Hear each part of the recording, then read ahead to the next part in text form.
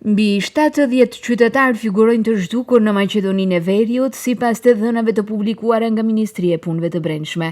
Janë emra që prej kohësh mbeten në listat e kërkimit, histori të ndërprera në mes dhe familje që vazhdojnë të jetojnë mes shpresës dhe dhimbjes pa asnjë përgjigje për fatin e më të dashurve të tyre.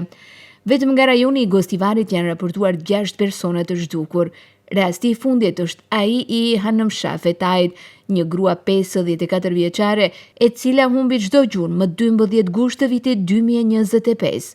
Ajo u largua nga shtëpia e saj në rrethana misterioze dhe që nga ajo ditë askush nuk ka arritur ta shohë apo kontaktoj me të. Për muaj të tërë, rasti i saj ka ngjallur reagime dhe spekulime të shumta. Sa herë që fotografia dhe informacionet e saj janë publikuar në media, dhjetra qytetarë kanë shkruar në redaksin ton duke pretenduar se e kanë parë diku apo se ajo mund të jetë gjallë dhe larguar me dëshirë.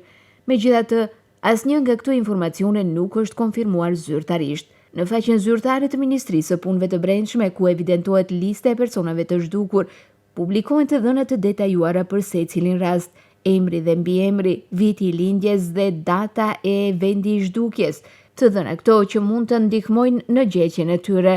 Rastet janë të shpërndara në të gjithë territorin e vendit, ndërsa shumë prej tyre mbeten pa përgjigje prej vitesh.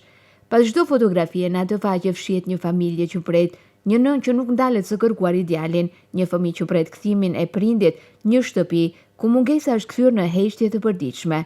Për familjarët, këta persona janë plagë të hapura që nuk mbyllen me kalimin e kohës. Arsyet e zhdukjeve shpesh mbeten të paqarta, nga largimet vullnetare dhe problemet e shëndetit mendor deri tek dyshimet për rrëmbim apo trafikim. Ndërkohë familjet kërkojnë më shumë angazhim institucional dhe më shumë vëmendje publike, me shpresën se çdo informacion i vogël mund të bëhet çelësi për zbardhje në një rasti.